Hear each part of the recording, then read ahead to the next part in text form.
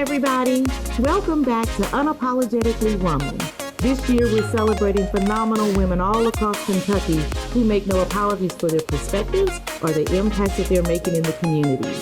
Today we are celebrating Deborah Logan Lawson, the CEO and founder of the digital magazine, The Letropolis, the magazine with the urban influence. Deborah believes that children need to see positive stories and they need to know that they can be the things that they see. She is also a mentor and a soon-to-be published author of Through My Eyes. Unapologetically Woman, Deborah Logan Lawson, that's you. Welcome to the show. Thank you. Thank you. I'm excited to have you because you have the cutest new addition to your family I have ever seen. How you feeling? I'm overwhelmed. I am. We've been expecting this to happen for a while now. So yes, we're very excited to have him in our family. His name is Roman. Roman is perfect. I saw his face and I was like, oh, it is to die for. That is enough to melt your heart. So I know you should be very proud. Thank you, I am. Tell us about the Letropolis. Well, as you said, it's a digital magazine with an urban influence, telling our stories. I had realized a few years ago that a lot of things that were happening in our city we didn't know until after the fact. And let me correct you, I am the founder, but there was a co-founder, which was Patrick Mitchell. I love Patrick, yes. We won't tell him that, right? Oh, no, we don't want to tell him that. But yes, he started this with me. We sat at the table almost 6 years ago now, and was just talking about the different things. And he was from a larger city, New York City, and he would always say, you know, we never know anything until it's too late. Mm-hmm. And so that's kind of what was one of the things that we wanted to be sure that people knew about events that were going on. And that led into so many other different things. But I think I read somewhere also that you guys were interested in making sure that you told your stories from your own perspectives. Absolutely, absolutely. Because when someone else tells our stories out of our community, sometimes it gets told differently from their perspective and not ours. And so when you have writers, that are working on your team, how do they go out and determine what stories they're going to bring back to Letropolis? A lot of them are, I'm not sure what the word is, but they are professional in their writing, in the subjects that they're writing about. For instance, Dana Branham, she is a financial advisor, so she brings that to the table. We also have Darren Burrell, who is a psychologist, and so he does the mental health. And you know, mental health is taboo in most Black communities or minority communities, and so we just try to bring those stories that is needed in our community. And so nearly everybody that I've talked to has talked about mental health and self-care. What are some of the things that you guys are adding into the magazine that women can, not just women, but all people can draw from that as far as self-care? Well, we have articles on spirituality, articles on well care. Patrice Nesbitt, she writes about different things as far as taking care of our bodies, mentally, physically, and emotionally. So we just try to tell whatever is necessary for us so we can benefit from it, so we can grow, so we can know that we're not alone. A lot of times we might be going through things and feel like that we're the only ones going through them, when in our actuality we're not. We're not. So how long have you guys been in operation? It'll be 6 years in October. Okay, and so along the way, you guys have had some pretty amazing awards. Something from the governor. Talk to us about that. Oh, wow, yes. We got it the latter part of last year, an acclamation from our Honorable Governor Beshear, and that was a very nice surprise, I might add. The House of Representatives also sent us an award. House Representative George Brown presented those to me in my office. They kind of did it up and surprised me. When he showed up to your office with this award, how did you feel? Because this was somebody that was coming to celebrate the work that you have been such an integral part of.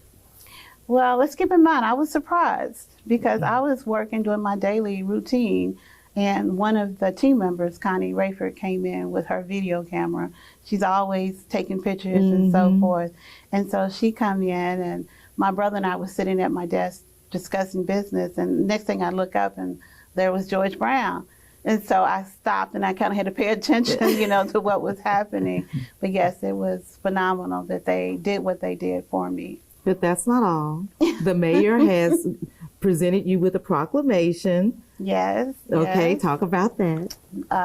Mayor Linda Gordon also sent us a proclamation through Councilman James Brown, and he presented that award to me also.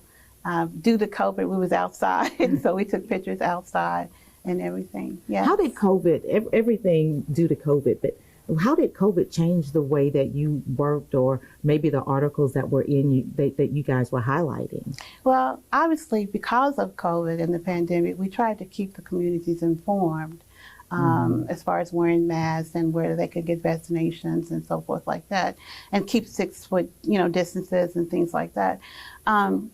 What was different, we stopped all of our in-person interviews and stuff like that. So we did everything mostly Zoom.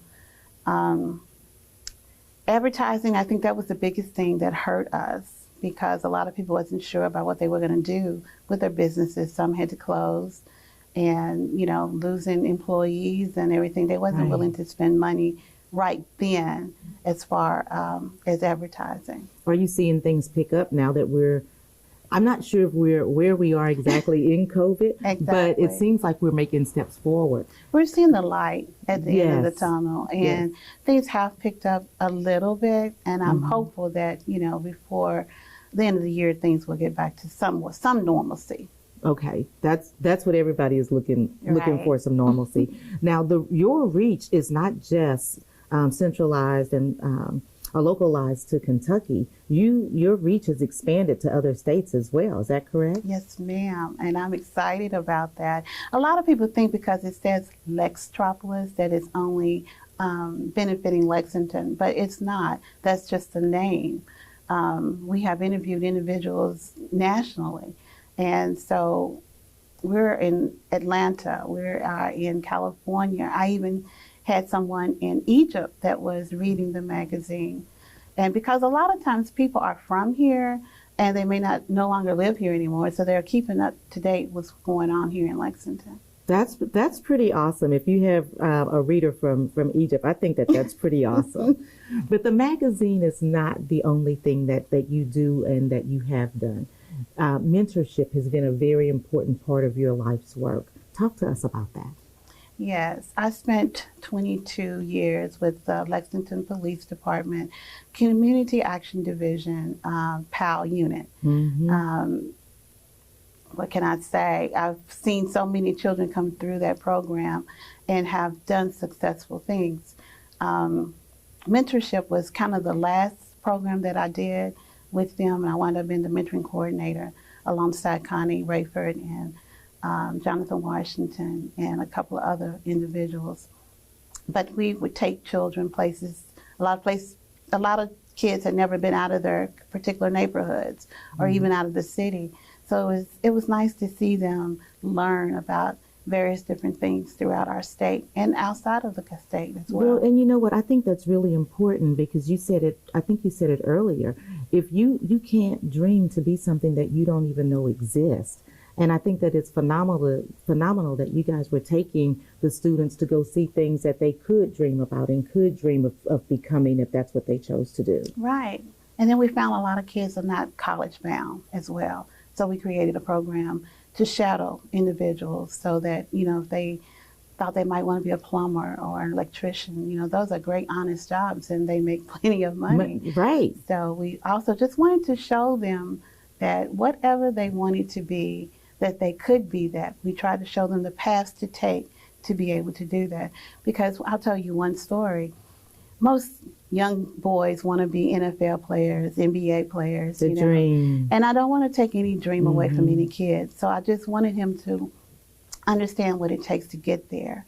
And so I got him, through high school and then college and then, okay, you still this guy, And so, but what happens when your last year of college and you get hurt? They have no answers, So I try to let them know that things do happen. So you have to have a plan B. Life plan does C. happen. That's right. A plan B and a plan C. Yes. You're right about that. Yes. That's not the only mentoring that you've done. You were a coach for the Special Olympics, right? Oh, everybody doesn't know that. Aha! We're Yes. telling it all today. I see. I Mhm. see. That was probably the most rewarding thing that I've done in my entire life. We had, I think, about 9 to 10 young ladies, one that's deaf and other physical things that was going on with a lot of the kids. But yes, we did that at a local high school. I did it for about 3 years, and what can I say? It was amazing. I think it's special because it takes a gift to be able to, to give back in the way that you are. Not only do you give back a lot, but you celebrate women a lot. Why is that important to you? I'm a woman. Unapologetically. Okay. But a lot of times we are not celebrated. We work very hard and we're always on the back burners. I have been in the construction industry most of my life. My dad started a construction company back in 1969. I quit my job in 19-something. I don't remember anymore. But You said that year doesn't matter at all. Doesn't matter. But I quit my job and we opened up an office because he had worked out of his truck for years. And we decided finally to open up an office. So why hire someone else when I can do it, right? That's right. And so I did that. And it's been almost 30 years ago. So I'm looking forward to my second retirement. You're not going to get to retire a second time. I've got to retire. There's too much to do. But that's not all you do. Tell me about her story. Well, we recently did a Her Story special edition with the Lextropolis, showcasing or showlighting many individuals, many women here in the city of Lexington who have done or are doing some amazing things. That was a first for us. And through that, we also have a Her Story vendor booth at the Juliet Market. That actually came to my table. From a gentleman here who is an entrepreneur, Jeff Grimes from Grimes Chicken, I think is what it's called. Yes. Yes. And so he donated a booth from the Juliet Market, and myself and Betty Ross, we managed the booth. And so we have filled it up for a whole year. Each lady gets a 2-week period where they can showcase their businesses. Oh, wow, that's pretty impressive.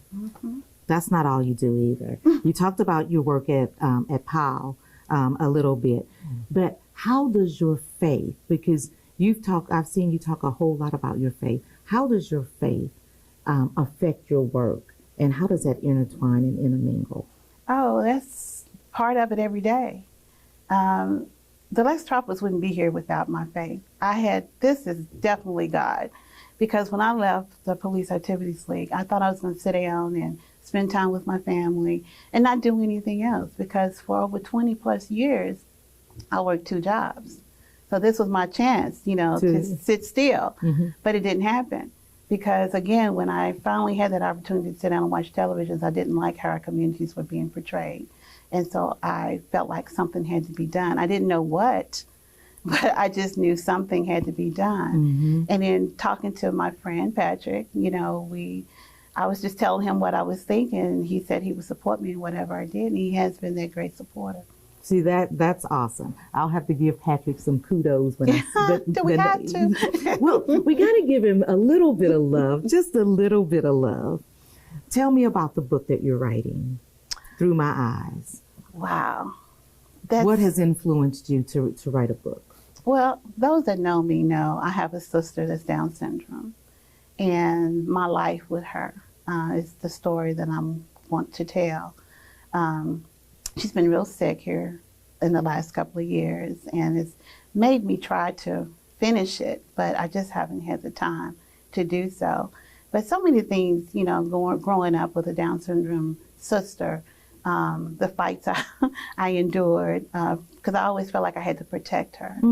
Because kids can be very cruel. Adults can be cruel.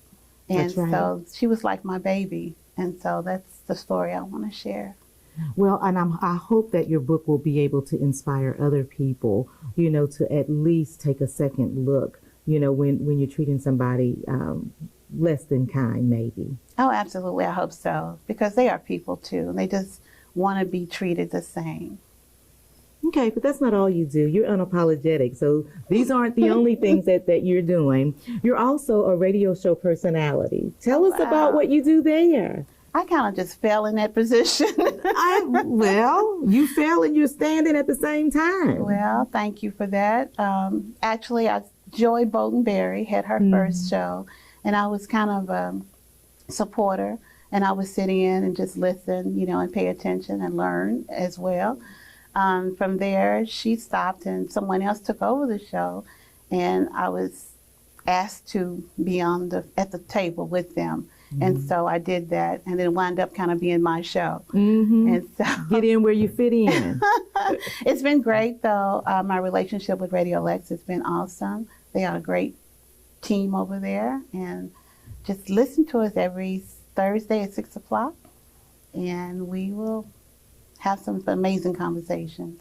That sounds great. But when you're not having conversations, you're probably singing in the shower or in your living room like nobody's watching. I understand that you love to sing even though you might not be able to sing. What do you think about that? That's what I said. She says, I love singing. Well, what can we find you singing when nobody's watching? When nobody is watching, a little bit of everything. A little bit of everything. Are you in the mirror making moves? When I was singing? younger, I was. Anymore, I'm just when I'm cooking or a quick story. My ex-husband thought that he thought I could sing. He loved to hear me sing. And he said, I thought you was going to make us some money. Look, he was hoping that cha-ching cash in on some money. Exactly. But it's just something I like to do. Again, I'm probably not good at it, but it doesn't matter. No, it doesn't unapologetically sing. That's right. Do what makes you happy. And that's probably part of your self-care, too. It might be. It might be. A lot of my friends, when they have birthdays, I call and I'll sing happy birthday to them. Oh, I'm going to be waiting for my... Okay. Wait a minute. Speaking of birthdays, understand you're getting ready to have another birthday. How are you going to celebrate that? I've already started celebrating. You're not a whole month celebrator, yes, I are you? am. Oh, yes, my. I am. But there's a reason. There's a reason. Let me hear this. My dad and I celebrated birthdays together. Oh. My birthday's June the 12th, and his is June the 14th. And I lost him in 2003. Oh, no. And I wouldn't celebrate for a long time after that. It just hurt my heart to celebrate. So about maybe 8 years ago, I decided he wouldn't want me to continue mourning him this way. And I started celebrating again. And so, yes, I celebrate every June, the whole entire month. Do whatever makes you happy. That's where I am right now. Well, that's where I've been to for a while now. It was so nice having you on the show. I am going to leave you with the last word to girls and women that might be watching. Wow. Pick up the Lextropolis. No, seriously. When you find yourself in a position that the door closes, you just don't let that stop you. Create your own table. And I know I say that a lot, but I believe it because my mentor was my dad. And he was one of the first Black construction companies in the city of Lexington. When he found doors closing for him, he opened up a door for himself. And so I've watched him, and he taught us a lot of things, and I just utilized that in my life. Thank you so much for being here today. Thank you. You heard it from Deborah. When one door closes, open another door for yourself. Continue to watch as we celebrate other women just like Deborah all across Kentucky who are changing things and strengthening the community. I'll see you next time.